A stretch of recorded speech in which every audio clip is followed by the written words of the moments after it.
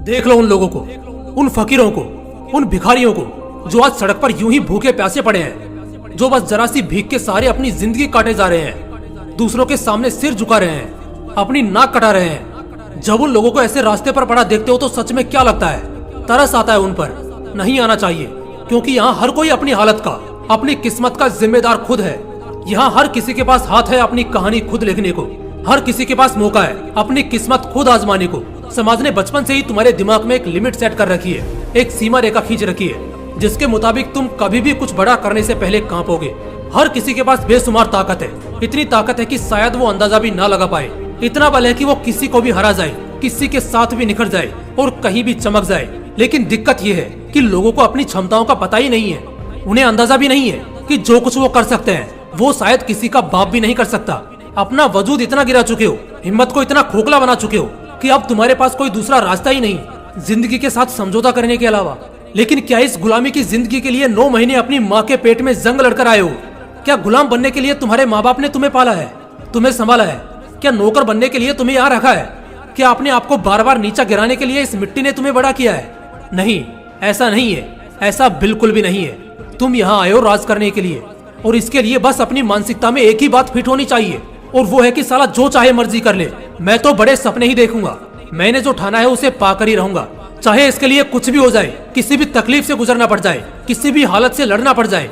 एक बार बस खुद को ये बता देना है, खुद को समझा देना है कि बस अब बहुत हो गया। इसके बाद कोई बहाना, कोई रोक टोक नहीं। जैसा कि मैंने पहले ही कहा, यहाँ हर कोई अपनी हालत का जिम्मेदार खुद है। हर किसी के पास यहाँ हक है जिंदगी में ऊंचा उड़ने का, आगे बढ़ने का। इस हक को तुम कैसे भूल सकते हो? इस हक के साथ तुम कैसे समझौता कर सकते हो? तुम्हारे हाथों में वो जादू है कि तुम इतिहास बना सकते हो, लेकिन उस जादू को इस्तेमाल करने से पहले तुम्हें अपने दिमाग को काबू में करना होगा। फर्क समझो उन दोनों ही लोगों का, एक जिसे नौकर की तरह ट्रीट किया जाता है और दूसरा मालिक की तरह हुक्म चलाता है। क्या फर्क है उन दोनों ही लोगों में? हाँ, जन्म समय या दिनों में फर्क होगा, लेकिन शरीर में तो नहीं है। उन दोनों ही लोगों के जिस्म में एक जैसे अंग हैं, एक जैसा रंग है। मैं कहता हूँ जब एक इंसान अकेले पहाड़ तोड़ सकता है, पूरी दुनिया में प्रकाश बिखेर सकता है, चांद पर जा सकता है, एक अलग दुनिया की खोज कर सकता है, तो उसके सामने मेरे और तुम्हारे गोल तो कुछ भी नहीं है। हम तो जो चाहे वो कर सकते हैं। एक बात बोलूंगा और एकदम साफ शब्दों में बोलूंगा, हर इंसान सक्सेस डिजर्व करता है, बहुत पैसा और एक अच्छी जिंदगी डिजर्व करता है, और ये उसकी किस्मत नहीं बल्कि उसकी चाहत और जिद्दी दिमाग तय करता है। अगर आज तुम्हारे हाथ मेहनत करने को नहीं रुकेंगे तो कल पैसा गिनने में भी नहीं थकेंगे, और जिंदगी के असली मजे कुछ ऐसे ही मिलेंगे। हर इंसान के पास मौका होता है अपनी कहानी खुद लिखने का। इसके लिए पैसा, किसी और के सपोर्ट या किसी और पावर की जरूरत नहीं होती। ये तुम्हारे हाथों में होता है, सिर्फ और सिर्फ तुम्हारे ही हाथों में होता है। जब एक इंसान बच्चे के रूप में जन्म लेता है तो उसे माँ बाप पालते हैं, चलना सिखाते हैं, बोलना सिखाते हैं और इस दुनिया को टक्कर देने लायक बनाते हैं। और वो लड़का ऐसा बन भी जाता है, लेकिन जैसे ही वो थोड़ा समझदार होता है वो खुद को कष्ट देने से डरने लगता है, और यही चीज उसे दिन ब दिन कमजोर करने लगती है। और फिर वही लड़का ठीक से अपने आप को भी नहीं बचा सकता है।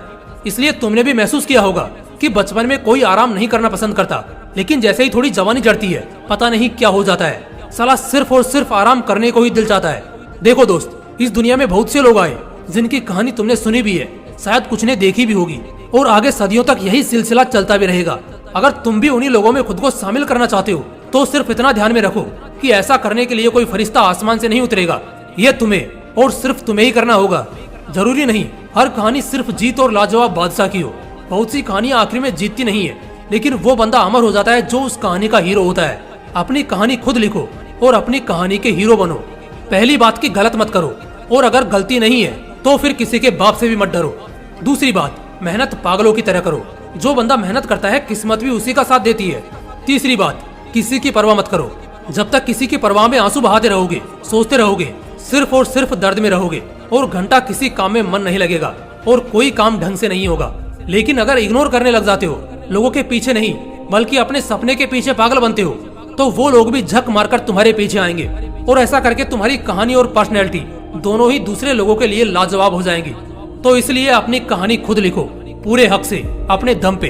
इंसान को अगर एक जिंदगी मिलती है और अगर वो अपनी उस एक जिंदगी में भी काबिल नहीं बन पाता है तो उसे दोबारा इस धरती पर जन्म लेने का कोई अधिकार नहीं है। जय हिंद, वंदे मातरम।